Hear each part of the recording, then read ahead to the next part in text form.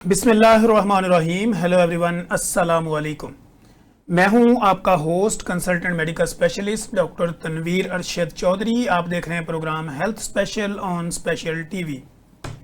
सुनते कानों देखती आंखों को डॉक्टर तनवीर अरशद चौधरी का सलाम मोहब्बत। जैसे कि हमारी तमाम ऑडियंस जानती है कि हमने हमेशा करंट इशू को टाइटल करने की कोशिश की है। आज का जो हमारा मौजू होगा, इस पर हम बात करेंगे कि बैलेंस डाइट की बात होती है हर जगह। आज के दौर में जहाँ पे हम देखते हैं कि pre diabetic, diabetic, obesity, overweight, underweight, फिर इसके साथ CKD, CLD, किडनी के पेशेंट, लिवर के पेशेंट, फिर उसके हम साथ साथ देखते हैं लोग जो है वो हेपेटाइटिस और इस जैसी दीगर मूजी जो अमराज हैं उसमें मुब्तला होते हैं। और इस दौरान में उनको ये समझ नहीं आ रही होती कि मैंने क्या खाना है और क्या नहीं खाना, कौन सी खुराक मेरे लिए फ़ायदेमंद है और कौन सी खुराक मुझे फ़ायदा नहीं बल्कि नुकसान दे रही होती है। लेकिन बज़ाहिर लोग ये देखते हैं कि ये खाना खाने से फ़लाँ बंदा जो है वो मोटा ताज़ा नज़र आ रहा है और वो ये समझ रहे होते हैं कि शायद यही खुराक अच्छी खुराक है।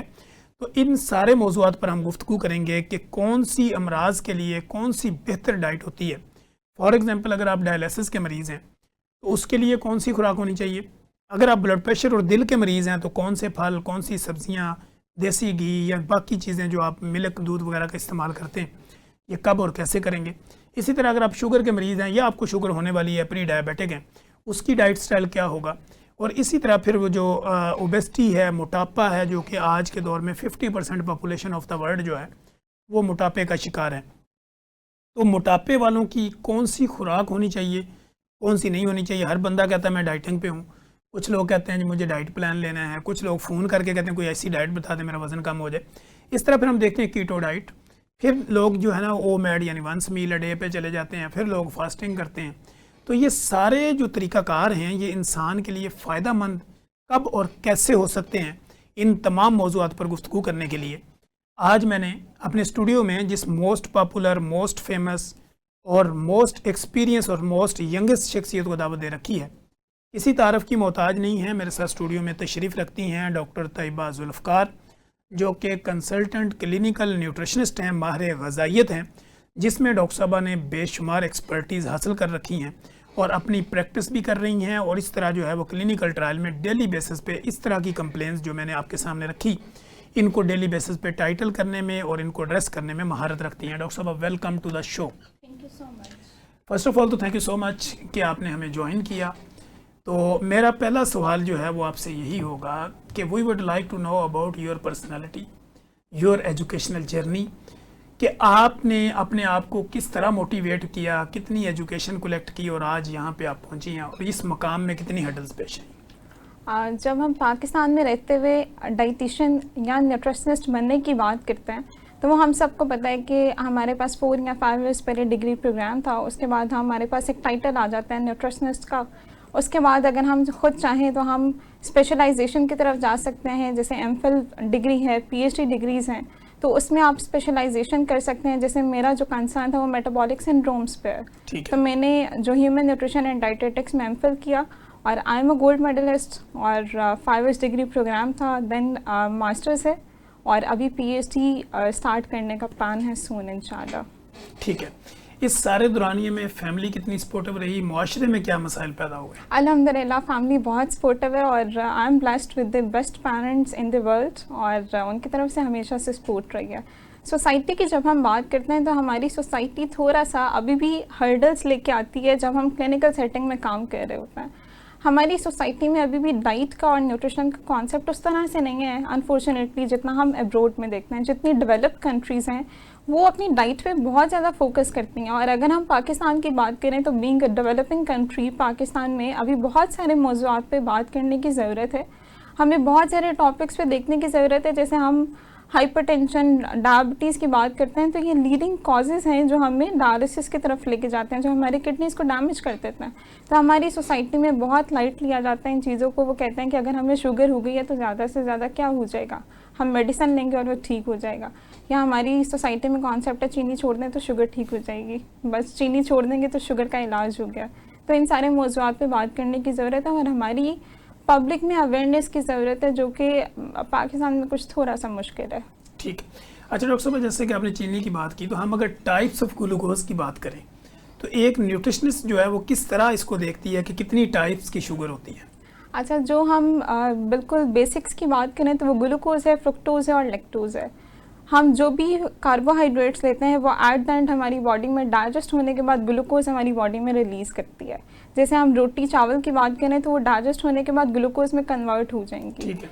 अगर हम लैक्टोज की बात करें तो हमारे पास मिल्क शुगर है। जो भी डेयरी प्रोडक्ट्स हम लेते हैं वो लेने के बाद हमें ऐसा लगता है ना कि हमने तो दूध पिया, उसमें चीनी कहाँ से, हमने तो चीनी नहीं डाली थी, तो वो नेचुरली उसके अंदर लैक्टोज शुगर प्रेजेंट होती है। तो ग्लूकोज है, लैक्टोज है और फ्रुक्टोज है। जो भी फ्रूट्स हम खाते हैं उनके अंदर जो प्रेजेंट होता है शुगर, उसका नाम फ्रुक्टोज है। और हम वो वाले फ्रूट्स जिसमें फ्रुक्टोज के अमाउंट बहुत ज़्यादा है, फॉर एग्जांपल जैसे मैंगोज़ का सीज़न चल रहा है, उसमें फ्रुक्टोज के अमाउंट बहुत ज़्यादा है। जैसे हम ग्लाइसेमिक इंडेक्स की बात करते हैं, उसका ग्लाइसेमिक इंडेक्स बहुत ज़्यादा है, इसलिए हम मना करते हैं कि डायबिटिक पेशेंट्स ऐसे फूड्स ना लें जिसकी वजह से ग्लाइसेमिक इंडेक्स इंक्रीज़ हो। जिस फूड का इंक्रीज़ है वो हमारे ब्लड शुगर स्पाइक्स भी देगा। तो ग्लूकोज है, फ्रुक्टोज है और लैक्टोज है, जो मिल्क में प्रेजेंट है, फ्रूट्स में प्रेजेंट है, और कार्बोहाइड्रेट्स में जो सिंपल हम रोटी चावल की फॉर्म में लेते हैं। ठीक है। अच्छा डॉक्टर साहब, इंसुलिन रेजिस्टेंस की बड़ी बात होती है। एग्जैक्टली। तो इंसुलिन रेजिस्टेंट के जो साइन हैं या अलामतें हैं वो आपकी नज़र में क्या क्या होती हैं? अच्छा, मैंने ये बहुत ज़्यादा अपने पेशेंट्स को भी हमेशा अवेयर किया, इस बात को एजुकेट किया। मैंने बहुत कोशिश की कि मैं हर प्लेटफॉर्म पे ये बात कर सकूं। जब टाइप 2 डायबिटीज़ डेवलप होती है तो उससे पहले हमारे पास इंसुलिन रेजिस्टेंस के साइंस आना शुरू हो जाते हैं। हमारे पास अनफॉर्चुनेटली पेशेंट आता है तो वो प्रेजेंट करता है जब उसका HbA1c से 10, 11 और 12 पे चला जाता है, जब वो डायबिटिक न्यूरोपैथी के साथ आता है, जब उसे लगता है कि अब तो हाथ पाँव सुइयाँ चुभने शुरू हो गई हैं और अब हाथ पाँव नम होना शुरू हो गए हैं बिल्कुल।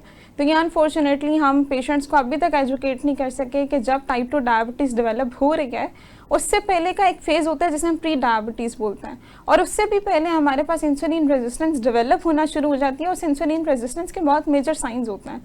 आपको जैसे हम देखते हैं कि बहुत सारी फीमेल्स होती हैं जिनका वेट ज़्यादा होता है, ये स्टार्ट ही वेट गेन से होती है बेसिकली इंसुलिन रेजिस्टेंस। और जब ये वेट गेन होना शुरू हो जाता है, इंसुलिन रेजिस्टेंस डेवलप होना शुरू हो जाती है, तो आपकी बॉडी पे मेजर साइंस नज़र आते हैं। बहुत सारी फीमेल्स हैं जो मेलास्मा और पिगमेंटेशन के साथ आती हैं, वो अनफॉर्चुनेटली स्किन ट्रीटमेंट्स ले रही होती हैं लेकिन उन्हें ये नहीं पता होता कि ये इंसुलिन रेजिस्टेंस चल रही है। हमने बहुत सारे पेशेंट्स ऐसे देखे होंगे जिनके नेक फोल्डिंग्स पे हमारे पास ब्लैक पैचेस पड़ जाते हैं। ये एक बिल्कुल एक वाज़िया साइन है जो हमें नज़र आता है पेशेंट्स पे। फिर बहुत दफ़ा ऐसा होता है कि पेशेंट कहता है कि मैं सब कुछ खा पी भी रहा हूँ और मुझे हमेशा लेथार्जिक है और मैं बहुत ज़्यादा डिज़ी फील करता हूँ, मुझे चक्कर आते हैं, मुझे वीकनेस हो रही है। तो ये जो सारे साइंस एंड सिम्टम्स हैं ये ब्लड शुगर लेवल के एलिवेट होने की वजह से हैं, क्योंकि हम डायबिटीज़ बोलते ही तब हैं जब ब्लड शुगर लेवल ज़्यादा है लेकिन हमारे सेल स्टार्वेशन की कंडीशन में वो सारी शुगर हमारे ब्लड में तो प्रेजेंट है लेकिन वो सेल्स के अंदर नहीं जा रही जहाँ पे उसकी ज़रूरत है। तो इसी को हम बोलते हैं कि एलिवेटेड ब्लड शुगर है, जिसे हम डायबिटीज़ का नाम दे देते हैं। ठीक है डॉक्टर साहब, जैसे आपने कहा कि मेरा जो इंटरेस्ट है वो मेटाबॉलिक सिंड्रोम में था। मेटाबॉलिक सिंड्रोम बेसिकली क्या है, एक आम आदमी समझे तो कैसे समझे? अच्छा, मेटाबॉलिक सिंड्रोम हम उसे तब बोलते हैं, सिंड्रोम का वर्ड हम तब यूज़ करते हैं जब 3 से 4 बीमारियां इकट्ठी हो जाएं तो हम उसे सिंड्रोम का नाम देते हैं। अब मेटाबॉलिक सिंड्रोम नेम इंडिकेट कर रहा है कि हमारे मेटाबॉलिज्म से रिलेटेड जितनी भी बीमारियां होंगी जब वो एक साथ इकट्ठी हो जाएंगी तो हम उसे मेटाबॉलिक सिंड्रोम का नाम देते हैं। और जैसे अभी मैंने कहा कि जैसे जैसे हमारा वेट गेन होना शुरू हो जाए, ये बिल्कुल जो है वो इनिशियल फेज़ होता है कि वेट गेन के साथ हमारी बॉडी में इन्फ्लेमेशन स्टार्ट हो जाती है। वेट गेन को अगर हम उसे उसी टाइम पे कंट्रोल नहीं करते तो वो ग्रेजुअली क्या होता है कि हमारी बॉडी में जितने सेल्स हैं उन सेल्स के सराउंडिंग में फैट एक्यूमुलेशन होना शुरू हो जाती है। अब वो जो फैट एक्यूमुलेशन है वो इंसुलिन को सेल्स के अंदर जाने से रोकती है। जब वो सेल्स के अंदर जाने से उसे रोकेगी, वो गेट में है ना, चैनल को ब्लॉक कर देती है वो इंसुलिन रिसेप्टर्स को। तो जब इंसुलिन रिसेप्टर्स ब्लॉक हो जाएंगे तो वो ब्लड शुगर लेवल हमारे सेल्स के अंदर नहीं जाएगा। ग्रेजुअली हमारा ब्लड ग्लूकोज लेवल जो है वो इंक्रीज होना शुरू हो जाएगा, उसे हम डायबिटीज़ का नाम देते हैं। अब जब बहुत ज़्यादा ब्लड शुगर लेवल एलिवेट होगा उससे हमारी बॉडी में इन्फ्लेमेशन स्टार्ट हो जाएगी। अब वो इन्फ्लेमेशन लीड करेगी टुवर्ड्स कार्डियक डिजीजेस।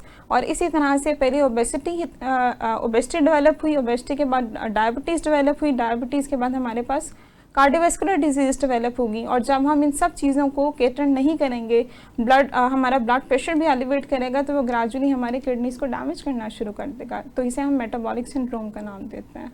ठीक है। और आप समझती हैं कि जितने भी कार्डियक पेशेंट हैं, प्री डायबिटिक हैं, ओबीज हैं, ये सब के अंदर जो है वो मेटाबॉलिक सिंड्रोम डेवलप हो चुके होते हैं? हमारे पास जब पेशेंट पाकिस्तान में एटलीस्ट जब प्रेजेंट करते हैं तो वो मेटाबॉलिक सिंड्रोम्स के साथ प्रेजेंट करता है, और तब भी पेशेंट इसको सीरियस नहीं लेता। वो कहता है कि शुगर ही तो है, हो जाएगी मैनेज, हम मेडिसिन लेंगे या इंसुलिन पे चले जाएंगे तो उससे शुगर मैनेज हो जाएगी।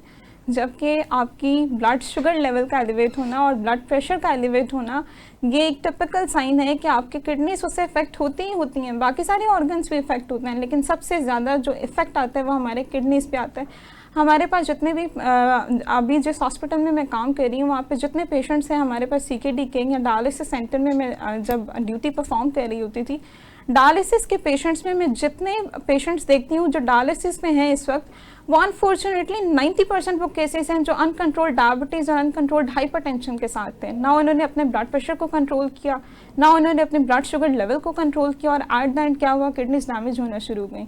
और CKD भी हमें पता है कि उसकी बहुत सारी स्टेजेस हैं, हम उसे अर्ली स्टेज पे भी नहीं पकड़ते हैं, हम तब पकड़ते हैं जब हम डायलिसिस तक पहुँच जाते हैं।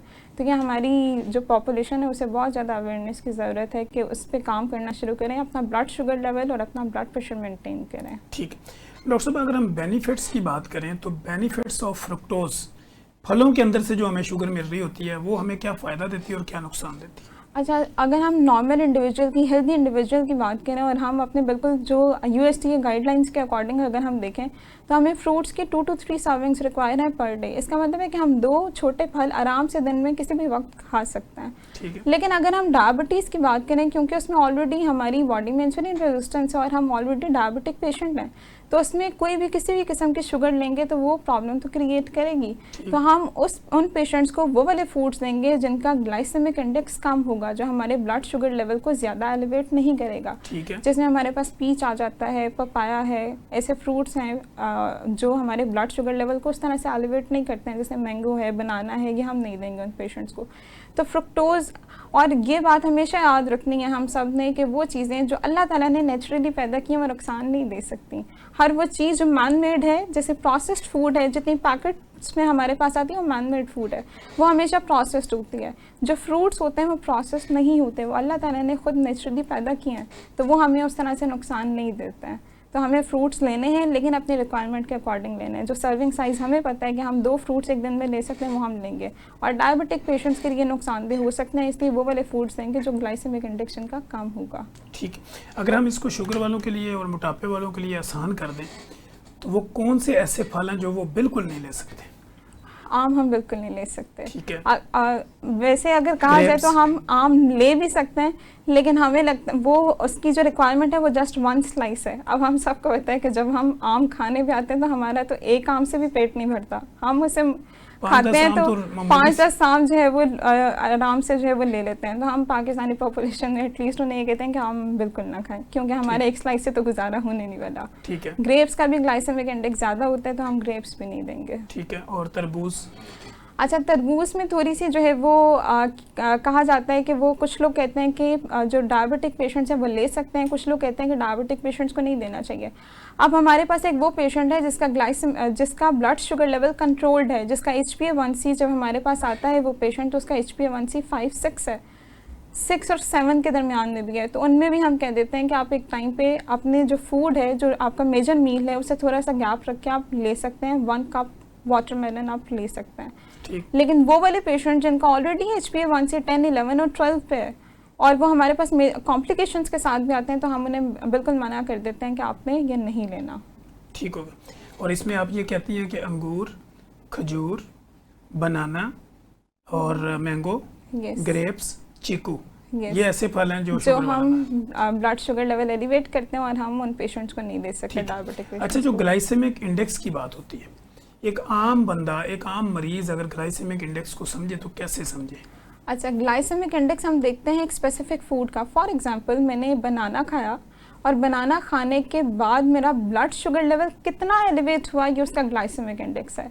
और बनाना, जैसे हमने कहा कि हम मना करते हैं, वो इस वजह से कि बनाना खाने के फ़ौरन बाद हमारा ब्लड शुगर लेवल स्पाइक कर जाता है। और वो जो ब्लड शुगर स्पाइक्स हैं वो हम डायबिटिक पेशेंट्स में तो नहीं होने देंगे, हम डायबिटिक पेशेंट्स को बचाना है उस ब्लड शुगर स्पाइक से, तो हम उन फूड्स को अवॉइड करेंगे जिनका ग्लाइसेमिक इंडेक्स ज़्यादा है।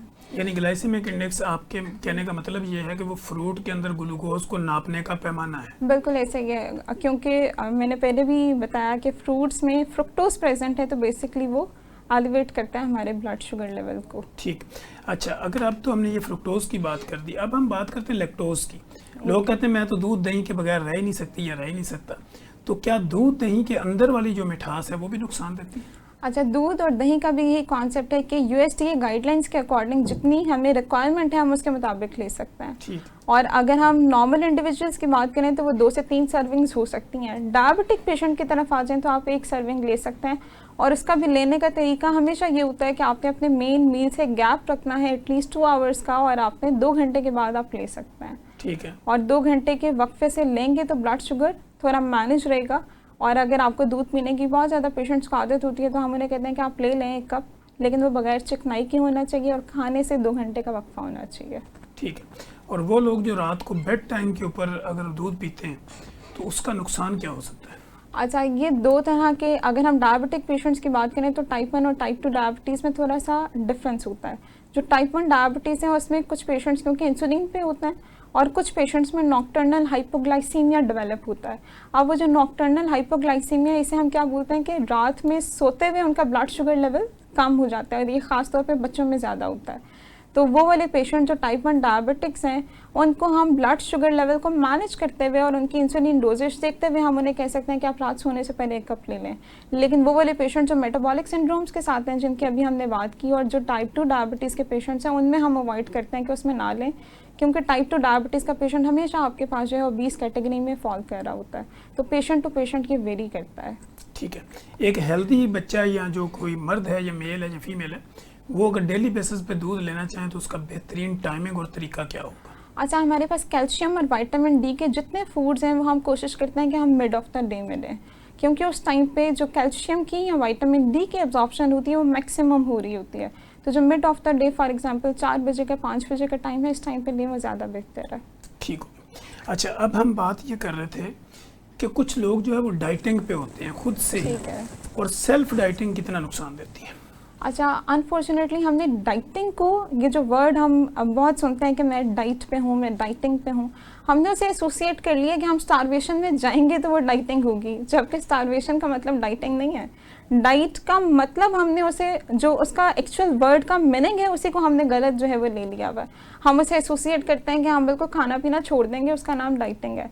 ऐसा नहीं होता है। डाइट का मतलब ये है कि हम बैलेंस डाइट को यूज़ करते हुए तमाम फूड ग्रुप्स जो हमारे पास अलाउड हैं, कार्बोहाइड्रेट्स हैं, प्रोटीन्स हैं, फैट्स हैं, विटामिन्स हैं, मिनरल्स हैं, हम वो सारे फूड ग्रुप्स लेंगे। हम फ्रूट्स भी लेंगे, हम वेजिटेबल्स भी लेंगे, हम कार्बोहाइड्रेट्स भी लेंगे, प्रोटीन्स का पोर्शन भी लेंगे।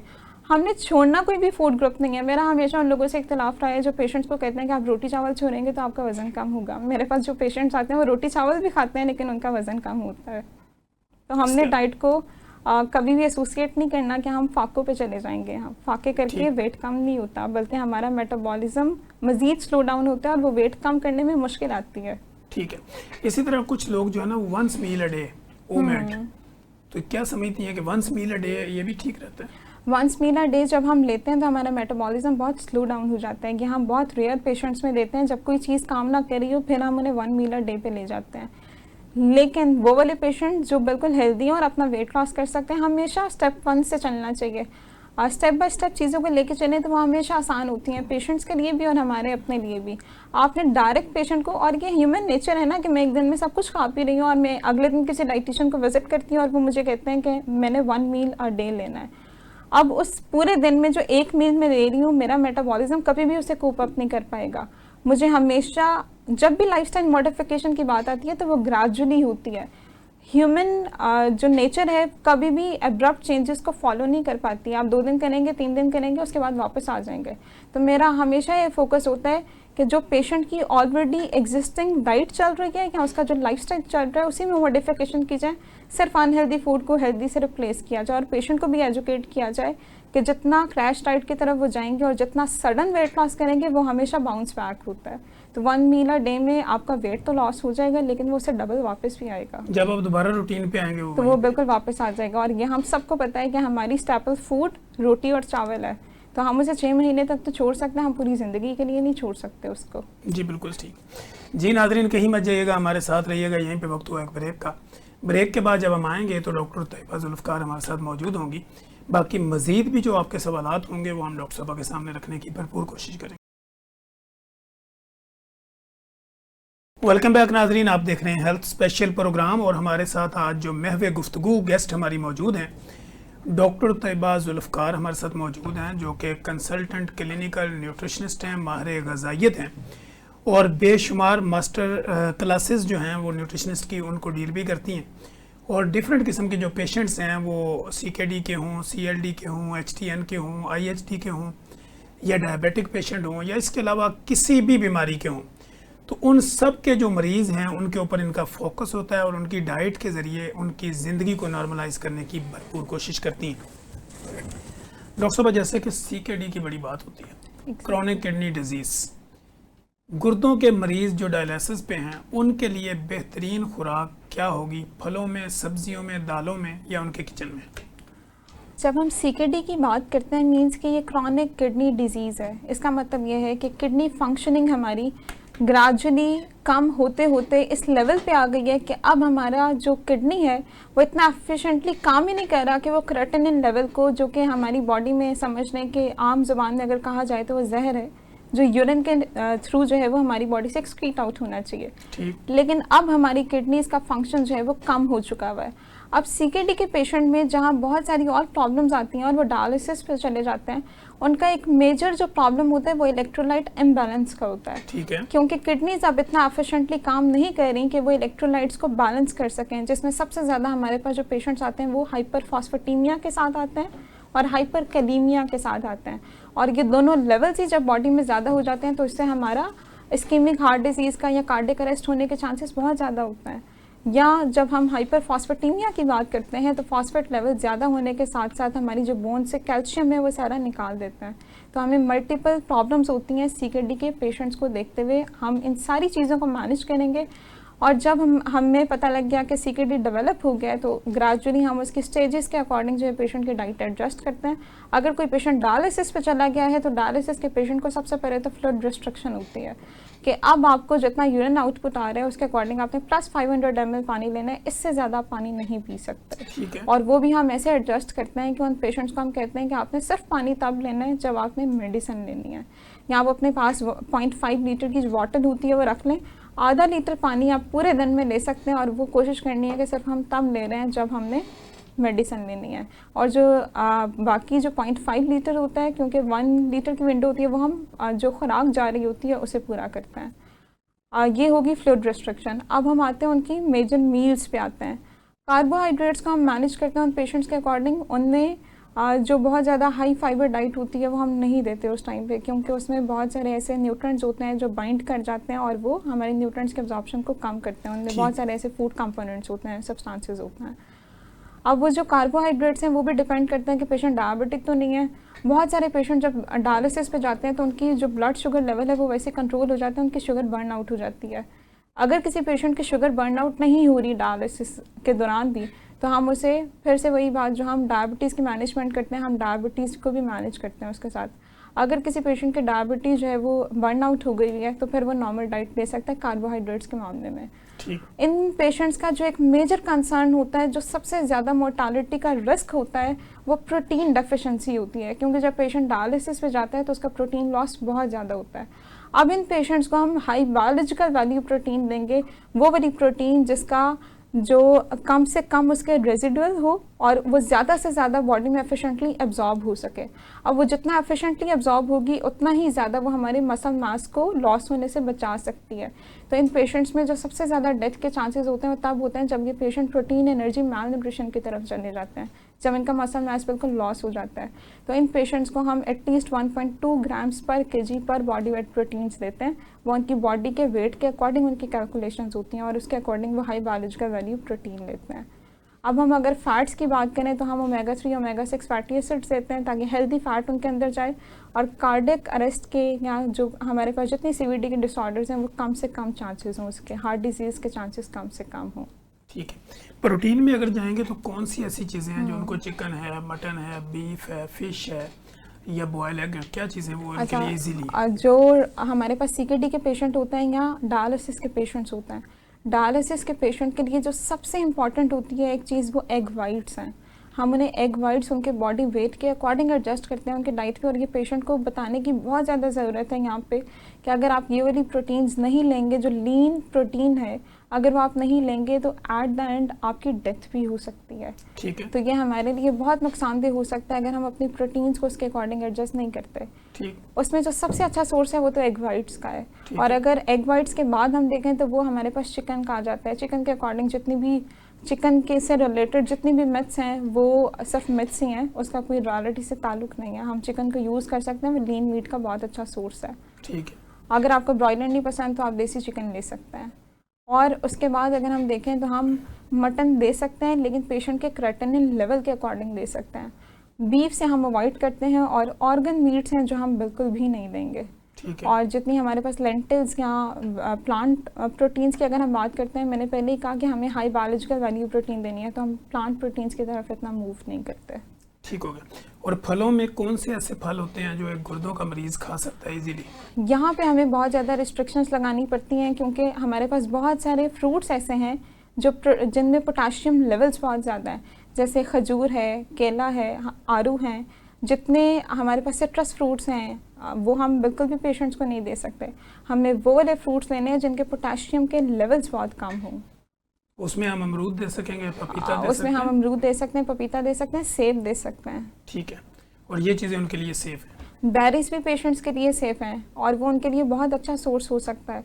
लेकिन पाकिस्तान में क्योंकि रास्पबेरीज, ब्लैकबेरीज इतनी इजीली अवेलेबल नहीं है, तो वो पेशेंट्स जो है उसे। अगर इसी पेशेंट को हमने फैट वगैरह देनी हो तो वो हम दूध की सूरत में देंगे? अच्छा, इन पेशेंट्स को हम क्योंकि फॉस्फेट लेवल्स बहुत ज़्यादा है, तो हम पूरे दिन में जो हम डेली प्रोडक्ट्स अलाउ करते हैं वो सिर्फ 1 कप या दूध ले सकते हैं या 1 कप दही ले सकते हैं। अब इस 1 कप दूध को आप चाय में भी इस्तेमाल कर सकते हैं, और अगर आपने चाय एक टाइम पे पी लिया तो फिर आप पूरे दिन में ना दूध ले सकते हैं ना दही ले सकते हैं। हमें डेली प्रोडक्ट्स पे बहुत ज़्यादा फोकस करने की ज़रूरत होती है। तो इन पेशेंट्स को सिर्फ 1 कप दूध या 1 कप दही अलाउ होता है, इसके अलावा नहीं अलाउ। ठीक है। इसके साथ ही अब हम देखते हैं कि CLD, क्रोनिक लिवर डिजीज़ के जो पेशेंट आते हैं, यानी जिनको जिगर के मसाइल हैं, वो फैटी लिवर हो या हेपेटाइटिस हो, इनको खाने में क्या चीज़ें बेहतर तरीके से दी जा सकती हैं और इसकी टाइप्स क्या होंगी और क्या फ़ायदे होते हैं? क्रॉनिक लिवर डिजीज़ में हम सबसे पहले ये देखते हैं कि उसकी रीज़न क्या है डेवलप होने की। बहुत पाकिस्तान में तो अल्कोहल का इतना यूज़ नहीं है, लेकिन अगर हम ग्लोबली देखें तो अल्कोहल की वजह से भी हमारे पास फैट जो लीवर है वो डैमेज बहुत ज़्यादा होता है। तो पाकिस्तान की अगर हम स्पेसिफिकली बात करें तो इसमें हेपेटाइटिस जो है वो एक मेजर रीज़न है। हेपेटाइटिस की वजह से हमारा लीवर बहुत ज़्यादा इफेक्ट होता है। तो हमें वो वाली डाइट लेनी है जिसमें एंटीऑक्सीडेंट्स के लेवल्स बहुत ज़्यादा हैं, जैसे फ्रूट्स हैं, वेजिटेबल्स हैं। और अगर हम क्रॉनिक लीवर डिजीज़ में देखें तो इसमें भी अगेन हमारे प्रोटीन्स का जो प्रॉब्लम है, पाकिस्तान में वैसे भी अगर देखा जाए कोई एक फूड ग्रुप जिसे हम बहुत ज़्यादा नेगलेक्ट कर देते हैं वो प्रोटीन्स हैं। और अगर आपने अब देखा हो तो हमारे पास मेजर एक रेवोल्यूशन आई है न्यूट्रिशन में, कि जो हमारे पास पहले हम यूज़ करते थे प्रोटीन्स को 0.2 to 0.6 ग्राम्स या 0.6 से 0.8 ग्राम्स प्रोटीन्स पहले जो यूज़ होती थी पर केजी बॉडी वेट, अब उसे इंक्रीज़ करके 1.2 to 1.6 ग्राम्स पर केजी बॉडी वेट कर दिया गया है, क्योंकि हम प्रोटीन्स को बहुत नेगलेक्ट करते हैं। ठीक है। और हमारा पूरा का पूरा इम्यून सिस्टम ही हमारे प्रोटीन्स पे जो है वो बेस करता है। अगर हमारा प्रोटीन इंटेक अच्छा नहीं है तो हमारी इम्यूनिटी भी वीक होगी, और हम सारी जितनी भी डिजीज़ेज़ हैं, चाहे वो क्रॉनिक हो या एक्यूट हो, वो हम ज़्यादा से ज़्यादा इन्फेक्शंस कैच करते हैं, हम ज़्यादा से ज़्यादा क्रॉनिक डिजीज़ेज़ की तरफ जाते हैं, क्योंकि हमारी इम्यूनिटी वीक है। जितना अच्छा प्रोटीन का इंटेक होगा हमारी इम्यूनिटी उतनी ही बेहतर होगी, और इम्यूनिटी को बेहतर करने के लिए हमें प्रोटीन्स और विटामिन्स और मिनरल्स की ज़रूरत होती है। और अगर हम स्पेसिफिकली क्रॉनिक लीवर डिजीज़ में देखें तो प्रोटीन इंटेक बहुत अच्छा होना चाहिए हमारे पास, और उसमें एग वाइट्स अगेन बहुत अच्छा सोर्स है। ठीक है। फ्रूट्स और एग वाइट के साथ यानी वो योग नहीं ले सकते उसकी? एग वाइट्स आइडियली हम कहते हैं कि आप 2 से 3 ले सकते हैं, लेकिन एग योक हम सिर्फ एक ही ले सकते हैं। ठीक है। ये जिगर का पेशेंट? एग्जैक्टली। ठीक होगा। अच्छा, इसके साथ ही डॉक्टर साहब अगर हम देखते हैं आजकल ब्लड प्रेशर के बड़े मसाइल हैं, हाइपरटेंसिव पेशेंट बहुत ज़्यादा है। हाई ब्लड प्रेशर का मरीज़ जो है वो अगर फ्रूट्स में, वेजिटेबल्स में या चिकन, मटन, बीफ या एग में अगर क्या चीज़ें ले सकते हैं, क्या नहीं ले सकता? अच्छा, ब्लड प्रेशर का मरीज़ सबसे पहले तो जो चीज़ हमने अवॉइड करनी है वो प्रोसेस्ड फूड, जंक फूड और शुगरी ड्रिंक्स यानी वो जितनी भी बेकरी आइटम्स होंगी, कोल्ड ड्रिंक्स होंगी, मीठी चीज़ें होंगी। अच्छा, एक चीज़ हमें समझने की ज़रूरत है, और आपके प्लेटफॉर्म पे मैं ये ऑडियंस को भी बताना चाहूँगी, हर वो चीज़ जो पैकेट में आ रही है हमारे पास वो प्रोसेस्ड है, और प्रोसेस्ड चीज़ की शेल्फ़ लाइफ को इंक्रीज़ करने के लिए हम हमेशा उसके अंदर सॉल्ट या शुगर ऐड होता है। ताकि उसके शेल्फ लाइफ को इंक्रीज़ किया जा सके। फिर उसमें प्रिजर्वेटिव्स और बाकी चीज़ें। एग्जैक्टली तो वो जो प्रिजर्वेटिव्स होते हैं वो उसके शेल्फ लाइफ को इंक्रीज़ तो करते हैं, लेकिन हमारे पास और बहुत सारी बीमारियाँ भी लेके आते हैं। तो हर वो चीज़ जो प्रोसेस है वो हम अपनी डाइट से ग्रेजुअली एलिमिनेट कर दें तो वो ज़्यादा बेहतर है। और अगर हम बात करें उसकी हाइपरटेंशन की, तो हाइपरटेंशन में हमें जो मेजर रिस्ट्रिक्शन होती है वो सॉल्ट रिस्ट्रिक्शन होती है। ठीक है। हमें सॉल्ट सिर्फ उतना ही लेना है जितनी हमें रिक्वायरमेंट है, और हाइपरटेंसिव पेशेंट के लिए जो आइडियल रिक्वायरमेंट है वो 1500 मिलीग्राम पर डे है, जो एक चाय का चम्मच है छोटा, उससे भी कम अमाउंट बनती है। और वो 1500 मिलीग्राम पर डे। और ये जो सॉल्ट की रिक्वायरमेंट है, ये अगर हम उसे एस्टिमेट करें, मेजर करें, तो वो जो छोटा एक चाय का चम्मच है, कि पूरे दिन में बता रही हूँ कि पूरे दिन में कितना लेना चाहिए। टीस्पून, एक छोटा चाय का चम्मच, उससे भी कम जो है। वो जो आप रोटी चावल खा रहे होते हैं उसमें वो आपको उसमें मेरा ख्याल है कि हम उसे बहुत ज़्यादा ले लेते हैं। ठीक हो गया। तो इनको क्या फ्रूट्स अवॉइड करने चाहिए और क्या फ्रूट्स लेने चाहिए? हर वो फ्रूट जिसमें वाटर कंटेंट ज़्यादा है वो ज़्यादा से ज़्यादा लेने चाहिए। हर वो वेजिटेबल जिसमें वाटर कंटेंट ज़्यादा है वो ज़्यादा से ज़्यादा लेने चाहिए हाइपरटेंसिव पेशेंट को। ठीक। अनलेस अनटिल सीकेडी डेवलप ना हुआ हो। जो सिर्फ हाइपरटेंसिव पेशेंट्स हैं उनके लिए वो फ्रूट जैसे मेलन है, जैसे बेरीज की बात की मैंने कि बेरीज बहुत अच्छी हैं, मेलन बहुत अच्छा है। अगर हम वेजिटेबल्स की बात करें तो क्यूकम्बर बहुत अच्छा है, लेटस बहुत अच्छा है, तो ये आइसबर्ग्स बहुत अच्छे हैं। तो आपको ये सारी चीज़ें अपनी डाइट में इंक्लूड करनी चाहिए।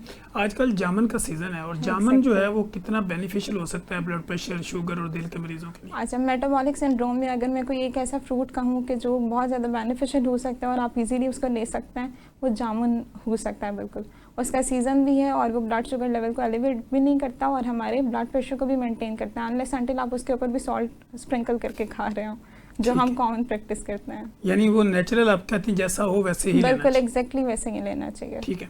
अच्छा डॉक्टर साहब, आजकल हीट वेव्स भी चलती हैं और लोगों को जो है ना वो गर्मी बहुत ज़्यादा है, तो वो चाहते हैं कि बॉडी के नमकियात को पूरा करने के लिए लेमन, शिकंजवी, सत्तू, इस तरह की चीज़ों का इस्तेमाल करते हैं। क्या ये हमारे लिए हेल्पफुल हो सकती है?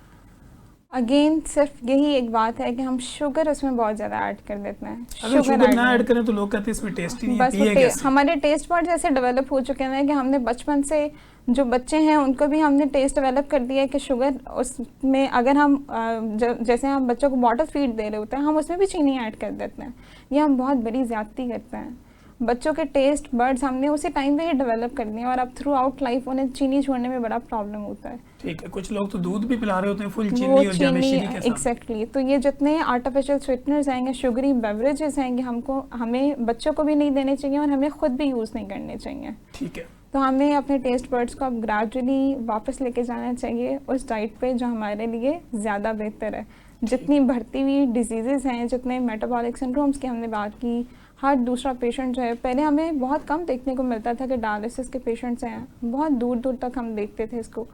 अब बहुत यंग एज में मैंने रिसेंटली, मैं उससे शेयर करूँगी, मेरे पास एक पेशेंट था, like he was a university going student, और उसने जिम स्टार्ट करना था। मैंने उसे मना किया आप पहले एक लिपिड प्रोफाइल करवा लें, क्योंकि मुझे अपेरेंटली लग रहा था कि उनके लिपिड प्रोफाइल्स डिस्टर्ब हो सकते हैं।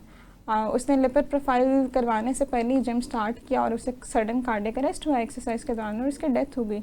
वो बहुत यंग बच्चा है, और जो यूनिवर्सिटी गोइंग स्टूडेंट्स हैं, तो आजकल हम कार्डियक अरेस्ट देखते हैं कि छोटे छोटे बच्चों में भी कार्डियक अरेस्ट हो रहा है। 14, 15, 16 ईयर्स में भी हमें कार्डियक अरेस्ट देखने को मिल रहे हैं। तो ये सिर्फ हमारा लाइफस्टाइल है और हमारी अनहेल्दी डाइटरी हैबिट्स हैं, जिसकी वजह से हम इतनी यंग एज में इन सारी बीमारियों का शिकार हो रहा है। ठीक। डॉक्टर साहब, cold drinks sugar free, zero, और क्या आप ये समझती हैं ये जो शुगर फ्री जूसेस आ गए हैं मार्केट के अंदर, या कोल्ड ड्रिंक्स हैं, या ज़ीरो कैलोरीज वाली चीज़ें हैं, क्या इसका कोई फ़ायदा भी है या नुकसान है, या ये लेनी चाहिए या नहीं लेनी चाहिए? अच्छा, जब हम कहते हैं कि ये चीज़ शुगर फ्री है, इसका मतलब है कि उसमें कैलोरीज तो नहीं है, लेकिन उसमें आर्टिफिशियल स्वीटनर्स ऐड हैं। अब जब हम आर्टिफिशियल स्वीटनर्स पे जाते हैं, तो वो आर्टिफिशियल स्वीटनर्स का लॉन्ग टर्म यूज़ हमेशा हमें प्रॉब्लम क्रिएट करता है, हमारे गैस्ट्रोइंटेस्टाइनल डिसऑर्डर्स भी क्रिएट करता है, और उसके बाद लॉन्ग टर्म यूज़ हमें कैंसर की तरफ भी लेके जाते हैं। बहुत सारे ऐसे आर्टिफिशियल स्वीटनर्स हैं जो पहले मार्केट में अवेलेबल थे, लेकिन ग्रेजुअली जैसे जैसे रिसर्चेस हमारे सामने आती हैं, वो अब ग्रेजुअली बैन होना शुरू हो गए। यही रीज़न है कि हम जो डाइट कोक है, या अगर हम डेली इसको अपनी डाइट में लेते हैं, जो ज़ीरो कैलोरिक स्वीटनर्स हम लेते हैं, वो हमारे लिए प्रॉब्लम कर सकता है। यहाँ पे एक मैं जैसे हमारे पास नेचुरल स्वीटनर है, स्टीविया एक बहुत अच्छा ऑप्शन हो सकता है। अगर हमसे चीनी बिल्कुल नहीं चोरी जा रही है तो आप स्टीविया यूज़ कर लें। वो नेचुरल शुगर है और उसके कोई साइड इफ़ेक्ट्स भी नहीं है। ठीक हो गया।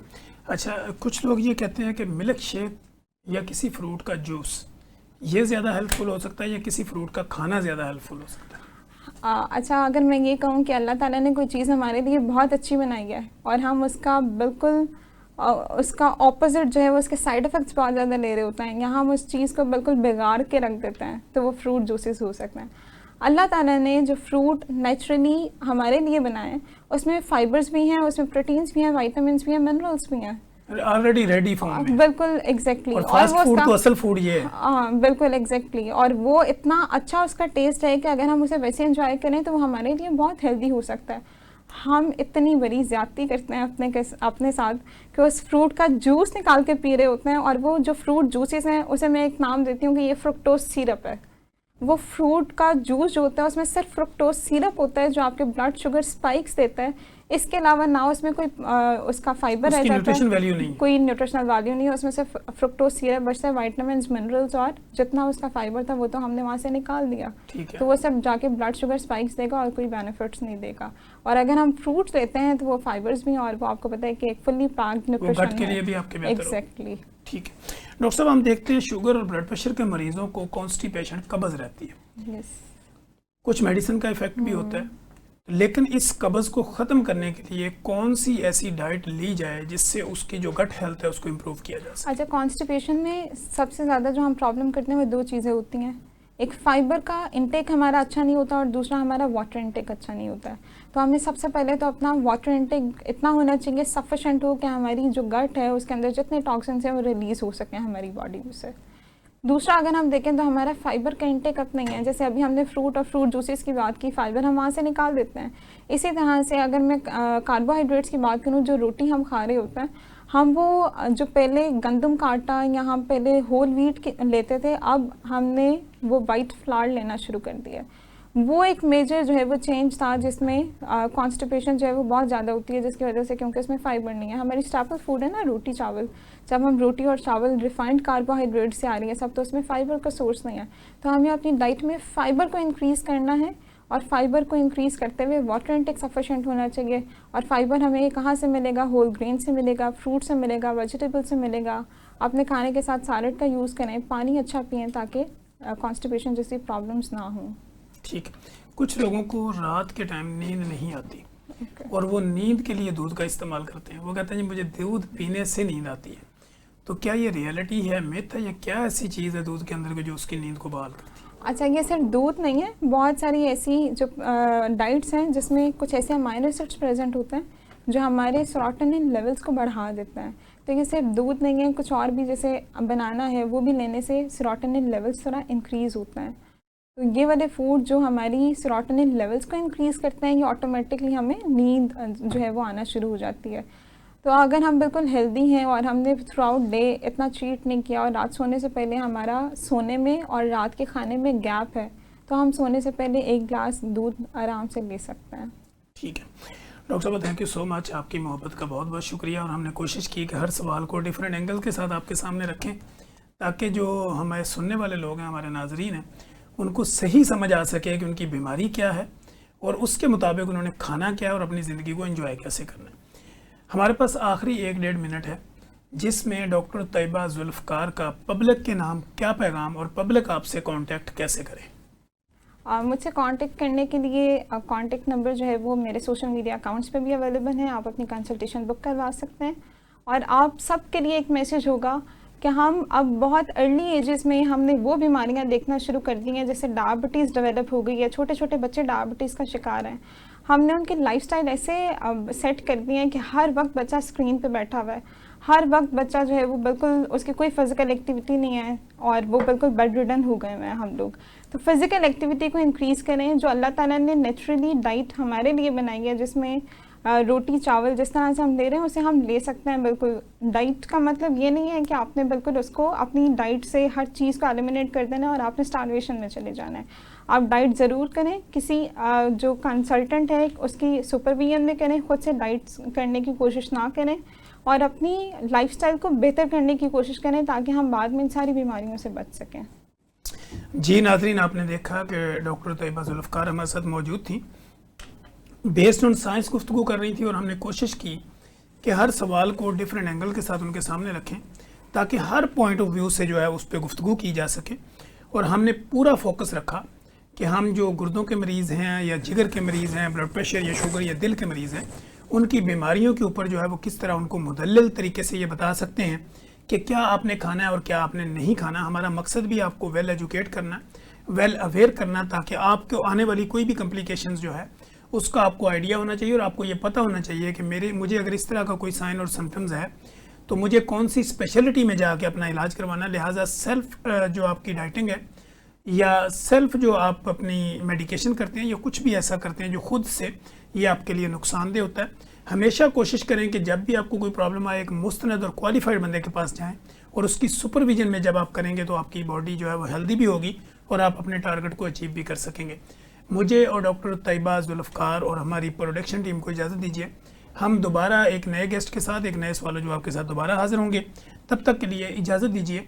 अल्लाह ने निगहबान।